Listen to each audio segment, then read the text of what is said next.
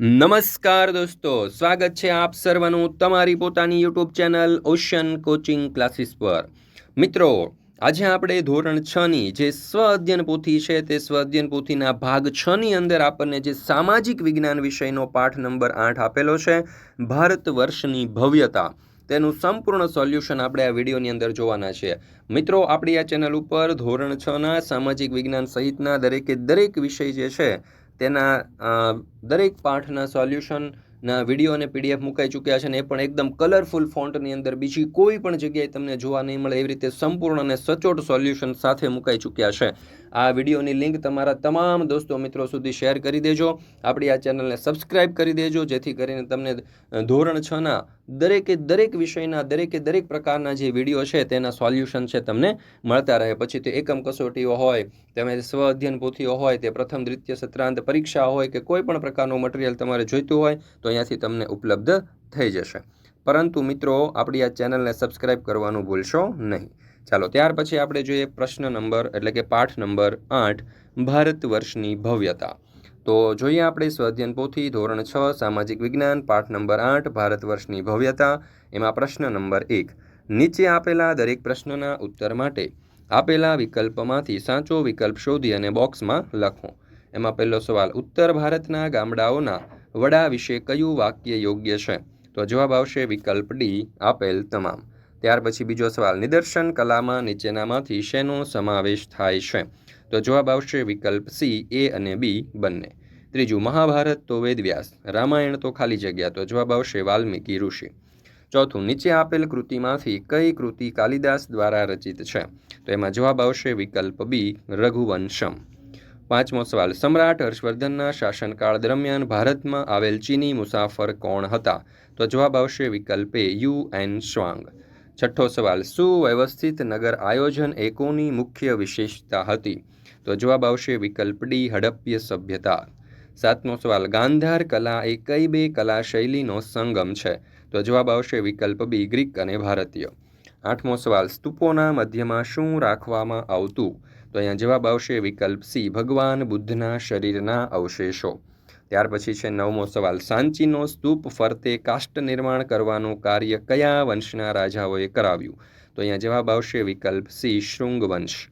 10મો સવાલ, પ્રાચીન ભારતની કઈ વિદ્યાપીઠ બંગાળમાં આવેલી હતી? તો અહીંયા જવાબ આવશે વિકલ્પ બી, વિક્રમશિલા. મિત્રો, ધોરણ 3થી 8ની આ જે સ્વ અધ્યયન પોથી છે તે સ્વ અધ્યયન પોથીના દરેક વિષયના દરેક ધોરણના દરેક પાઠ એકદમ સંપૂર્ણ સોલ્યુશન સાથે, સચોટ સોલ્યુશન સાથે, રંગીન અને કલરફુલ ફોન્ટની અંદર, છાપેલા ફોન્ટની અંદર વિડીયો અને પીડીએફ બંને સ્વરૂપે મુકાઈ ચૂક્યા છે. જો તમારે પીડીએફ વોટ્સઅપ પર જોઈતી હશે ને મિત્રો, તો વોટ્સઅપ પર પણ પીડીએફ અવેલેબલ છે. તો જરૂરથી આપણી એપ્લિકેશન છે ઓશન કોચિંગ ક્લાસીસ, તે ડાઉનલોડ કરી લેજો. ત્યાંથી પણ તમે પીડીએફનો અભ્યાસ કરી શકશો, અથવા તો વોટ્સઅપ પર પણ હવે તમે પીડીએફ મેળવી શકશો, જેના માટે અહીંયા તમને નંબર આપેલો છે. આ નંબર ઉપર તમે કોન્ટેક્ટ કરી શકો છો. ત્યાર પછી છે પ્રશ્ન નંબર 2A, યોગ્ય શબ્દ વડે નીચેના વિધાનોની ખાલી જગ્યાઓ પૂરો. એમાં પહેલો સવાલ, ભારતના સૌથી પ્રાચીન સાહિત્યોમાં ખાલી જગ્યાનો સમાવેશ થાય છે? તો જવાબ આવશે વેદો. બીજું, મહાભારત નામના મહાકાવ્યમાં કુલ ખાલી જગ્યા શ્લોક છે? તો જવાબ આવશે 1,00,000. ત્રીજું, બૌદ્ધ ધર્મના મૂળ ગ્રંથોને ખાલી જગ્યા કહેવાય છે? તો જવાબ આવશે ત્રિપિટક. ચોથું, દક્ષિણ ભારતનું વિશિષ્ટ સાહિત્ય ખાલી જગ્યા નામે ઓળખાય છે? તો જવાબ આવશે સંગમ સાહિત્ય. પાંચમું, હડપ્પીય સભ્યતાનું મોટું બંદર ખાલી જગ્યા હતું? તો અહીંયા જવાબ આવશે લોથલ. ત્યાર પછી છે બી, મને ઓળખો.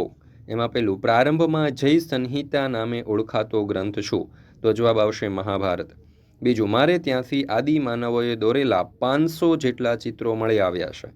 તો જવાબ આવશે ભીમ બેટકાની ગુફાઓ. ત્રીજું, હું સંપૂર્ણ ભારતીય કલા શૈલી છું? તો જવાબ આવશે મથુરા કલા. ચોથું, હું ભારતનો સૌથી પ્રાચીન સિક્કો ગણાવું છું? તો જવાબ આવશે પંચમાર્ક કોઈન. ત્યાર પછી છે સી, નીચેના દરેક વિધાનોના ખોટા શબ્દ ઉપર છેકો મારી અને વિધાન ખરું બનાવો. પહેલું, હડપ્પીય સભ્યતાને કાંસ્યયુગીન કે લોહયુગીન સભ્યતા પણ કહેવાય? તો કાંસ્યયુગીન કહેવાય એટલે લોહયુગીન ઉપર છેકો. ઉપનિષદોની સંખ્યા 801 કે 108 છે? તો જવાબ આવશે 108 એટલે 801 ઉપર છેકો. નાલંદા વિદ્યાપીઠ બિહાર કે બંગાળ રાજ્યમાં આવેલી છે? તો બિહારમાં આવેલી છે એટલે બંગાળ ઉપર છેકો. ચોથું, ઇલોરાનું શિવ મંદિર કે વિષ્ણુ મંદિર એક જ શિલામાંથી કોતરેલું મહાન શિલ્પ છે? તો શિવ મંદિર એટલે વિષ્ણુ મંદિર ઉપર છેકો. એટલે અહીંયા જવાબ થશે કે ઇલોરાનું શિવ મંદિર એક જ શિલામાંથી કોતરેલું મહાન શિલ્પ છે. ત્યાર પછી છે પ્રશ્ન નંબર 3A. નીચેના પ્રશ્નોના ઉત્તર 1-2 વાક્યમાં લખો. પહેલો સવાલ, પ્રાચીન ભારતમાં ખેતી કરવા સિંચાઈ માટે કેવી વ્યવસ્થા કરવામાં આવતી? તો જવાબ આવશે કે પ્રાચીન ભારતમાં ખેતી અને સિંચાઈ માટે નહેરો, તળાવો તથા કૃત્રિમ જળાશયોની વ્યવસ્થા કરવામાં આવતી. બીજો સવાલ, લલિત કલામાં શેનો સમાવેશ થાય છે? તો લલિત કલામાં ચિત્ર, સાહિત્ય, સ્થાપત્ય, સંગીત, માટીકલા વગેરેનો સમાવેશ થાય છે. ત્રીજું, ઉપનિષદો અંદાજે કેટલા છે? કોઈ પણ 4ના નામ લખો. તો ઉપનિષદો અંદાજે 108 છે, જેમ કે કંઠ, કૈન, પ્રશ્ન અને મુંડક. ચોથું, અશોકના શિલાલેખોમાંથી શેના વિશે માહિતી પ્રાપ્ત થાય છે? તો અશોકના શિલાલેખોમાંથી પ્રાચીન ભારતના ઇતિહાસ અને મૌર્ય સામ્રાજ્યના વહીવટી તંત્રો વિશે માહિતી પ્રાપ્ત થાય છે. પાંચમો સવાલ, રેશમ માર્ગ સાથે કયા કયા દેશના વેપારીઓ સંકળાયેલા હતા? તો રેશમ માર્ગ સાથે મુખ્યત્વે ચીન, ભારત, ઈરાન, અરબસ્તાન અને ગ્રીક વેપારીઓ સંકળાયેલા હતા. છઠ્ઠો સવાલ, બૌદ્ધ ધર્મના સ્થાપત્યોમાં કોનો સમાવેશ થાય છે?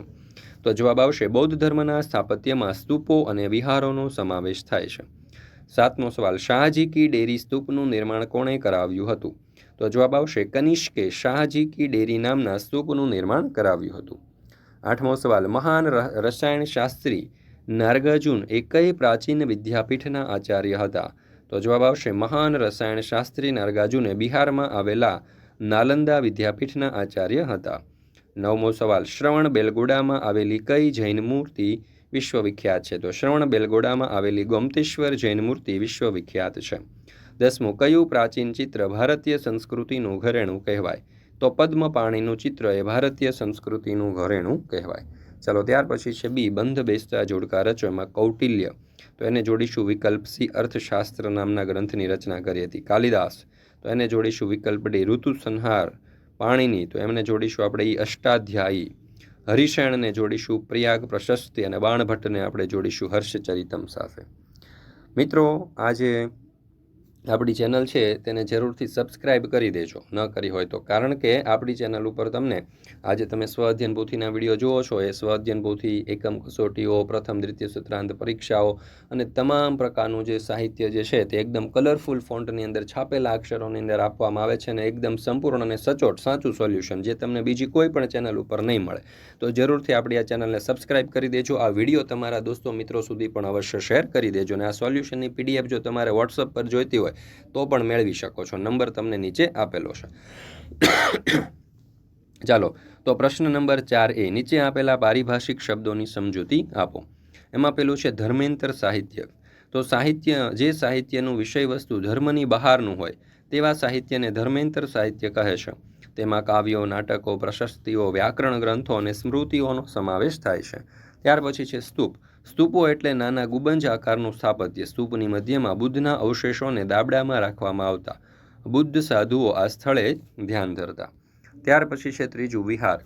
તો જૈન ધર્મ અને બૌદ્ધ ધર્મના સાધુઓના રહેવા માટેની જગ્યાને વિહારો કહે છે.